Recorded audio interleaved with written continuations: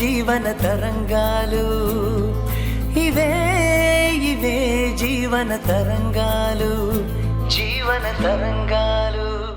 నమస్తే అండి. నమస్తే అండి. నమస్తే. నా పేరు సుజాత అండి. మేము ఇదే ఏరియాలో ఉంటాం. మా కోడలి శ్రీమంతం ఫంక్షన్కి మిమ్మల్ని ఇన్వైట్ చేయాలని వచ్చాం. కూర్చోండి, రండి రండి, కూర్చోండి. కాఫీ, టీ ఏం తీసుకుంటారు? వద్దండి, ఇందాకే కాఫీ తాగొచ్చాం. మీలాంటి సిన్సియర్ ఆఫీసర్ మా కోడలి ఫంక్షన్కి వస్తే మాకు చాలా సంతోషంగాను గర్వంగాను ఉంటుంది. మహిళా సంఘం వాళ్ళు కూడా స్త్రీ జాతికి మీరొక రోల్ మోడల్ అని గొప్పగా ప్రచారం చేస్తుంటారు.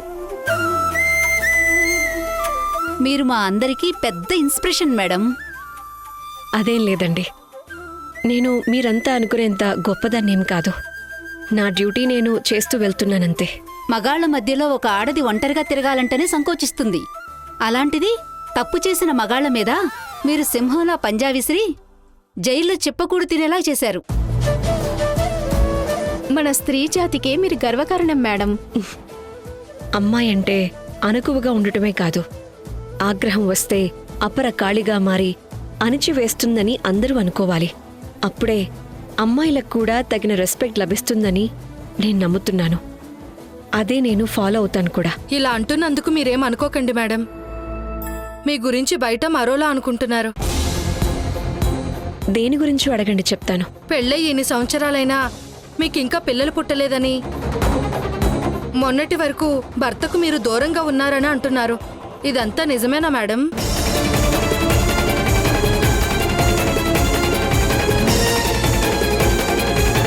వదినా, మనం దేనికొచ్చాం? నువ్వేం అడుగుతున్నావు?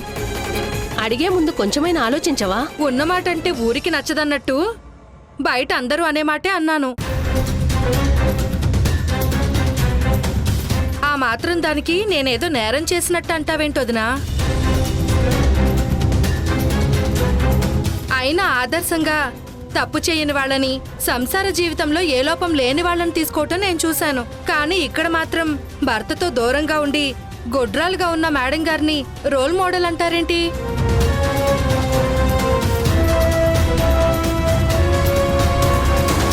మనం శ్రీమంతం ఫంక్షన్కి మాత్రమే పిలవడానికి వచ్చాం, అంతే తప్ప మేడం గారి పర్సనల్ విషయాల గురించి మాట్లాడడానికి రాలేదు. నువ్వు అవన్నీ పక్కన పెట్టొదినా. శ్రీమంతం ఫంక్షన్కి మేడం లాంటి గొడ్రాలు వచ్చి అక్షింతలు వేస్తే నీ కోడలికి కూడా మంచిది కాదు తెలుసా?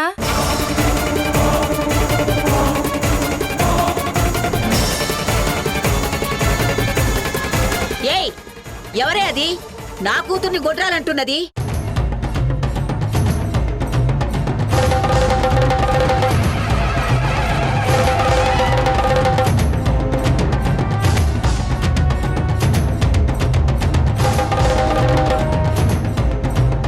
నా కూతురింటికొచ్చి నా కూతుర్నే గొడ్రాలంటారా?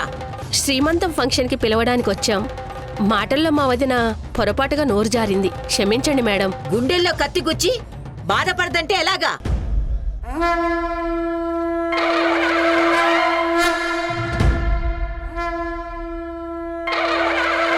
నేను మీ మాటలన్నీ వింటూనే ఉన్నాను.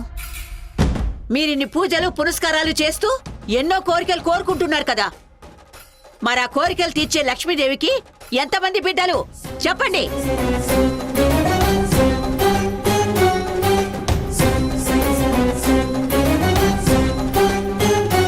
నా బిడ్డలో ఏ లోపం లేదన్న నిజం నాకు తెలుసు. మీకు తెలుసా?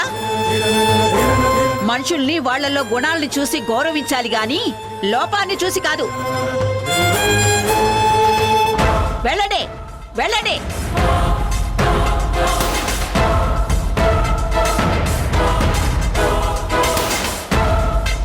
దేవిక, చూసావా దేవిక, నీకు పిల్లలు లేరని నువ్వు దత్తత తీసుకున్నా నిన్ను గొడ్రాలనే అంటుందే ఈ లోకం. ఇప్పటికైనా నా బాధ, ఆవేదన నీకు అర్థమైందా తల్లి? రేపు నువ్వు రమ్యని దత్తత తీసుకుని దానికి శ్రీమంతం జరిగిపోతున్నప్పుడు నువ్వు అక్షంతలు వేయబోతే కూడా ఈ ఇలాగే గొట్రాలని అంటారు.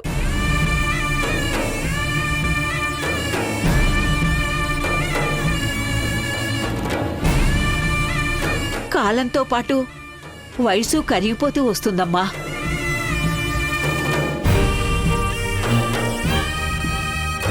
భర్త మారి నీ దగ్గరకొచ్చాడు. పిల్లల విషయం గురించి ఆలోచించవే.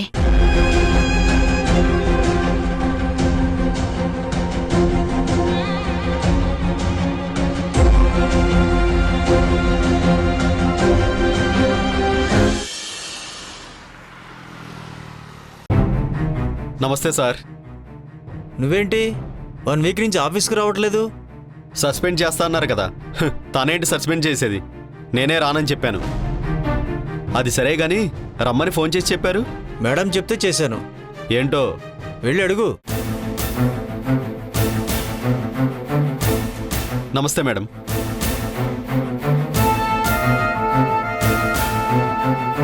వన్ వీక్ నుంచి ఆఫీస్కి రావడం లేదు. సస్పెండ్ చేస్తానని మీరే అన్నారు కదా మేడం.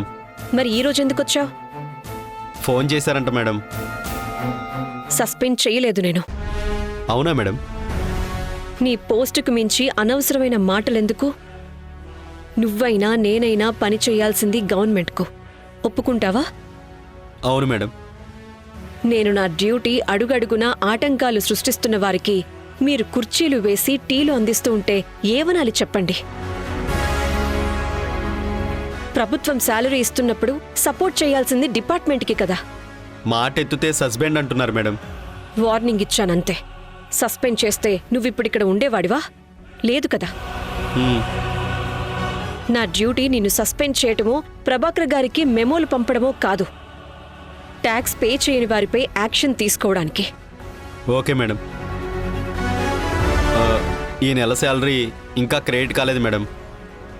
సూపరింటెండెంట్ గారికి చెప్పండి, మీ శాలరీ క్రెడిట్ అవుతుంది. Okay madam. Thank you madam.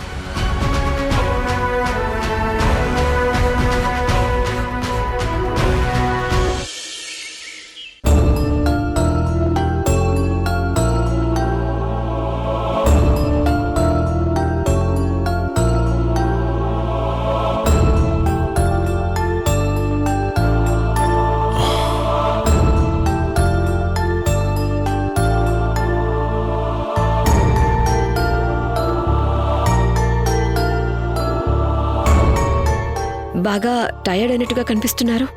ఎక్కడికి వెళ్లారు? దేవిక, జాబ్ కోసం ఇంటర్వ్యూకి వెళ్ళొస్తున్నా. జాబ్ దేనికి?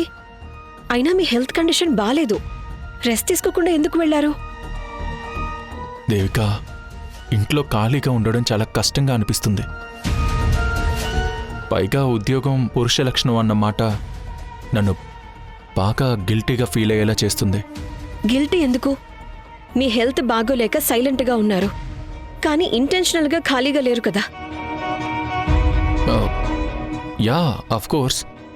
బట్ నాకు కూడా నీలాగే ఎవరి మీద డిపెండ్ అవ్వడం ఇష్టం ఉండదు. మీ సెల్ఫ్ రెస్పెక్ట్కి అభినందిస్తున్నాను, కానీ ఇలాంటి టైంలో మాత్రం రిస్క్ చేయొద్దని హెచ్చరిస్తున్నాను. నువ్వు నా మీద ఇంత కేరింగ్ చూపిస్తుంటే ఐఎమ్ సో లక్కీ అనిపిస్తుంది. సరే, లంచ్ చేద్దాం రండి. Okay madam.